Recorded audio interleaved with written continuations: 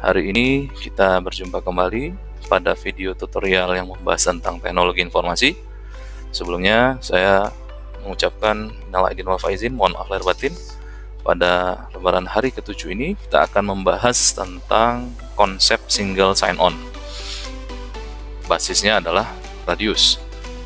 Kita akan membahas dulu seperti apa konsep single sign-on dan Radius tersebut. Remote Authentication Dial-in User Service atau yang biasa kita kenal dengan Radius.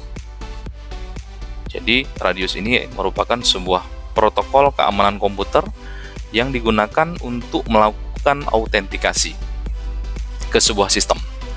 Sebelum bisa mengakses sebuah sistem, maka diberlakukan sistem autentikasi untuk melakukan pengecekan ya, apakah user tersebut betul adalah yang berhak menggunakan sistem tersebut.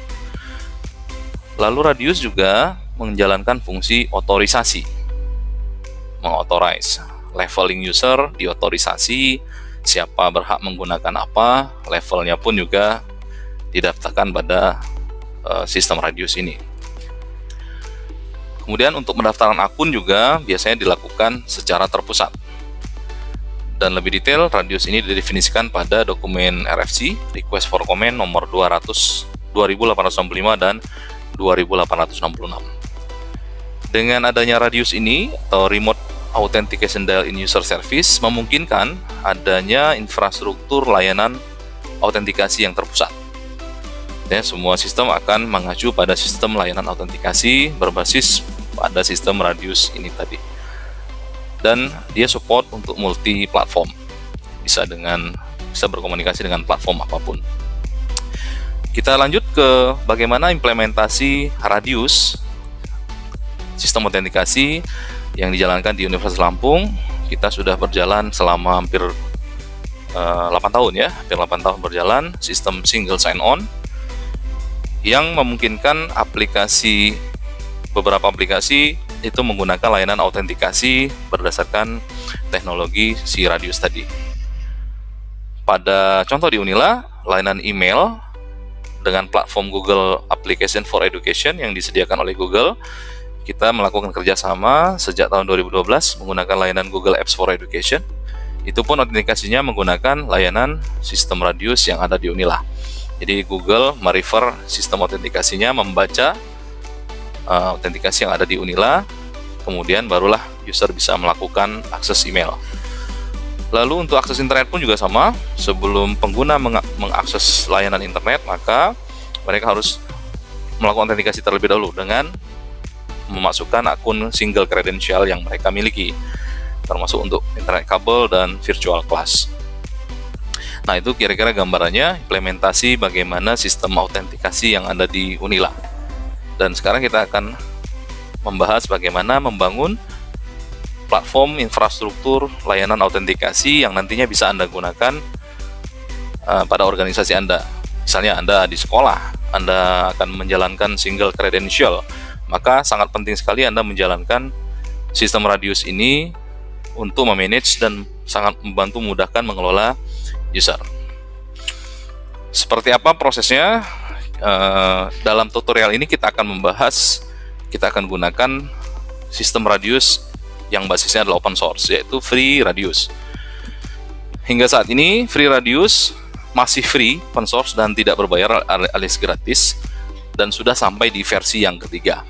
Dari hasil evaluasi kita selama 8 tahun berjalan, penggunaan platform Free Radius ini cukup handal ya, jadi bisa diandalkan meskipun dia free, tapi memiliki layanan yang sangat baik sekali, sehingga kita gunakanlah Free Radius ini. Kenapa Free Radius juga kita gunakan? Karena dia banyak support untuk multi platform database ya. Saat ini kita sudah gunakan untuk terhubung ke sistem database-nya MySQL. Di awal dulu kita sempat gunakan terhubung ke database LDAP, tapi kita tidak gunakan lagi dan sudah beralih ke sistem MySQL. Dan banyak lagi fitur-fitur security lainnya yang ditawarkan oleh Radius yang sudah sampai ke versi 3 ini. Oke, kita langsung ke proses instalasi. Pada panduan tutorial kali ini, Anda diwajibkan sudah memiliki dan menginstall sistem Ubuntu versi 18.04 fresh install. Zoom. Ya, baik, kita lanjut pada proses instalasi sistem FreeRadius dengan platform servernya adalah Ubuntu server versi 18.04. Saya sudah memiliki sistem fresh install Ubuntu 18.04, dan yang pertama kita pastikan dulu bahwa sistem kita ini sudah terhubung ke global internet dengan melakukan perintah ping, ya, pengecekannya menggunakan perintah ping. Ya, saya terhubung ke Google melalui IP versi 6. IP versi 6 nanti kita bahas khusus bagaimana pembahasan implementasi, kemudian penjelasannya akan kita bahas pada topik khusus, ya. Setelah kita pastikan sistem kita sudah terhubung ke global internet, maka kita perlu update sistem yang kita miliki ke versi yang terbaru dengan menggunakan perintah apt-get update.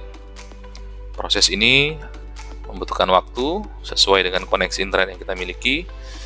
Sistem saya menggunakan repositori dari ID arsip Ubuntu yang ada di Indonesia, ya.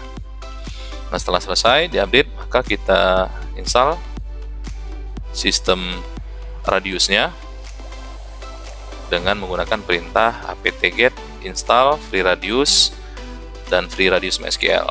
Jadi sistem ini akan menginstal FreeRadius berikut perangkat-perangkat pendukungnya yang support dengan sistem MySQL. Lalu kita juga akan menginstal PHP karena ini akan digunakan sebagai backend aplikasi pengelolaan user nantinya. Basisnya adalah web. Nah, di sini kita menggunakan PHP 7.2. Jadi sistem Ubuntu-nya mengarahkan proses instalasinya ke versi PHP 7.2. Lalu kita install, step yang ketiga kita install MySQL servernya dengan menggunakan perintah apt-get install MySQL server. Oke, ya, ini sudah already versi 5.7. Jadi SQL servernya adalah versi 5.7. Kemudian kita step yang keempat, kita aktifkan password MySQL-nya menggunakan MySQL_secure installation. Passwordnya Unila, ini saya contohkan Unila. Do you use to continue with password? Yes. Remove any remote user? Yes. Disallow root login remotely? No. Ya, remove test database and access to it? No. Ya, oke. Nah, sampai sini kita sudah mengaktifkan MySQL dengan password yang baru. Lanjut ke step yang kelima. Step yang kelima, kita akan membuat database baru yang database tersebut kita akan membuat nama databasenya adalah Radius, ya. Saya hapus dulu karena database Radius sudah ada. Untuk membuat database yang baru menggunakan perintah create database Radius. Oke, kemudian ketik exit. Ya, kita akan melihat, kita pastikan apakah database Radiusnya sudah masuk. Show database yang kita buat tadi, ya. Ya, sudah ada database Radius. Use Radius. Apakah ada tablesnya? Karena kita tadi masih kosong, jadi masih kosong, tidak ada table apapun di folder di database Radius. Kemudian kita bergeser ke folder etc FreeRadius versi 3.0, kemudian mods config, lalu SQL dan main MySQL. Ya, kita masuk ke folder ini karena pada directory config ini akan ada contoh structure database yang akan kita masukkan ke dalam database Radius. Ya, ini dia. Yang akan kita masukkan adalah skematik dari database SQL-nya dan setup.sql. Kita lihat dulu apa isi struktur dari skema SQL ini. Ya, kita lihat di sini ada script yang menjalankan membuat tabel baru. Tabelnya ada tabel rat check, kemudian ada tabel rat group check, ada rat replay dan seterusnya ya. Jadi kita tinggal gunakan saja structure database dari si free radius ini. Kita tinggal gunakan saja. Bagaimana cara memasukkan query skematik database-nya dari contoh ke database SQL kita? Kita ketikkan perintah ini ya, mysql min u root min p. Masuknya adalah skema.sql, kemudian masukkan password yang sudah kita buat tadi. Oke, database-nya kurang, radius Unila. Oke ya, jadi tadi sudah kita masukkan skematik dari database contoh si free radius ke sistem radius kita. Kita pastikan lagi apakah sudah masuk ke struktur yang baru. Use radius, show tables. Ya, ini sudah masuk ya. Ada tabel nas, rat egg, rat check, group rat check, rat post out dan seterusnya. Ini yang kan kita gunakan sebagai autentikasi. Ya. Nah, lalu setelah memastikan database-nya sudah terhubung, maka kita buat user baru ya,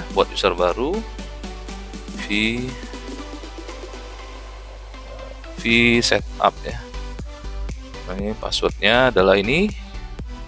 Kita buat user baru, kemudian kita masukkan ke dalam database MySQL yang kita sudah buat tadi,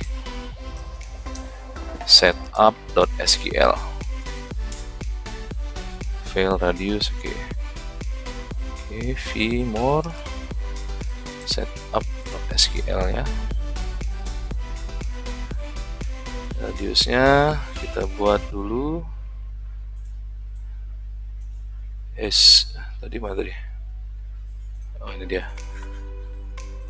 Ini ya, kita buat mysql min u root min p. Kita buat user baru. Oh, sudah ada ya. Oke, sudah ada. Nah, setelah kita berhasil membuat database MySQL, maka kita tinggal memberikan full privilege, full access terhadap user yang sudah kita buat tadi. MySQL min u root min p Unila ya, grant all privilege on radius to radius. Jadi kita akan memberikan akses full terhadap user radius ke dalam database radius, plus privileges untuk restart privilege dari akses usernya. Exit. Kemudian kita bergeser ke direktori berikutnya ya. Kita masuk ke direktori step yang ke-6, masuk ke dalam direktori etc free radius mode enables. Kita lihat isinya ada banyak. Di mode enables ini modul-modul yang akan diaktifkan pada free radius versi 3. Kita buat symlink. Symbolic link ini menggunakan perintah ln-s /mode available sql.sql. Nah, filenya adalah seperti ini ya, sql. Nah, untuk melihat konfigurasi yang sudah kita jalankan, kita menggunakan perintah v spasi sql, dan pastikan bahwa semua driver SQL-nya itu sudah Anda aktifkan. Yang pertama adalah ini ya, bagian ini yang terpenting, defaultnya adalah RLM SQL underscore null. Ini Anda ganti dengan RLM SQL versinya adalah MySQL. Lalu SQL pada bagian penting lainnya, ya, dialek ini Anda harus memilih jenisnya adalah MySQL. Kemudian Anda tambahkan parameter penting, server, kemudian port, kemudian login, kemudian password yang Anda gunakan pada MySQL server Anda.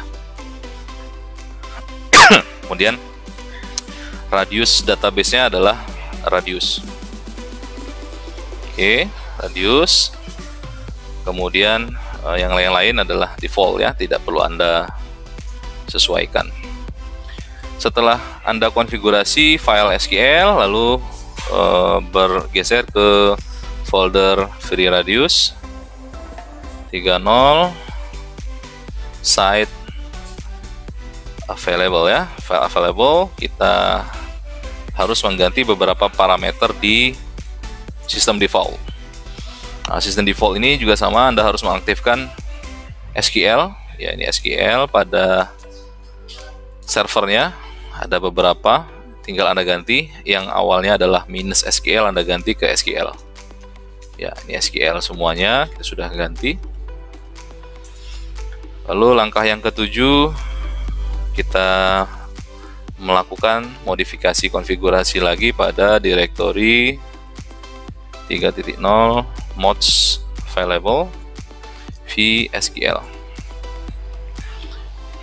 Ya, pastikan bahwa dokumen ini, ya, Anda sudah melakukan konfigurasi yang sudah tepat, ya, drivernya, kemudian user access-nya, portnya, kemudian login dan password.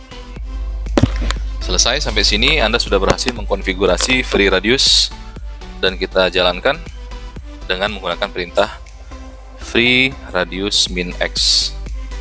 Free radius min x, ya. Oke, address already in use ini harus di restart dulu. Ya. Jadi jika Anda mendapatkan informasi pada saat menjalankan free radius min x bahwa portnya sudah digunakan, maka Anda wajib melakukan restart servernya terlebih dahulu. Coba kita lihat apakah sudah selesai proses restart servernya. Ya, lagi berjalan.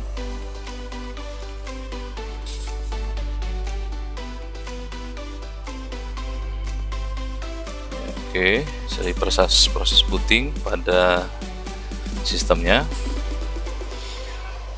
Jika Anda sudah berhasil menjalankan sistem free radius dengan mode min x tadi, maka bisa dipastikan free radius Anda sudah bisa berjalan, ya. Ini sudah jalan kembali. Kita coba sudo min i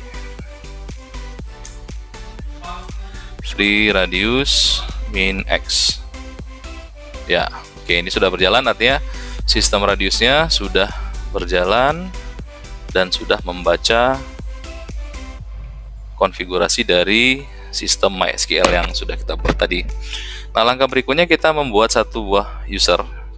Contoh user credential, saya akan membuat satu user, ya. Ini saya sudah terhubung ke database MySQL radius tadi. Saya membuat satu contoh lagi, misalnya mahasiswa, username-nya mahasiswa, atributnya kita gunakan mode clear text password dulu, misalnya OP-nya adalah =2 sama dengan, kemudian passwordnya juga sama, mahasiswa. Oke, jadi saya sudah membuat satu buah user lagi, mahasiswa, dan passwordnya adalah mahasiswa. Ini akan kita coba, ya, kita aktifkan, kemudian kita akan coba, ya. Untuk melakukan pengujian usernya, kita menggunakan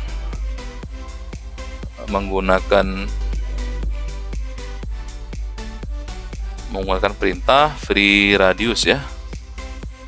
Free radius, it's mana tadi? Oke,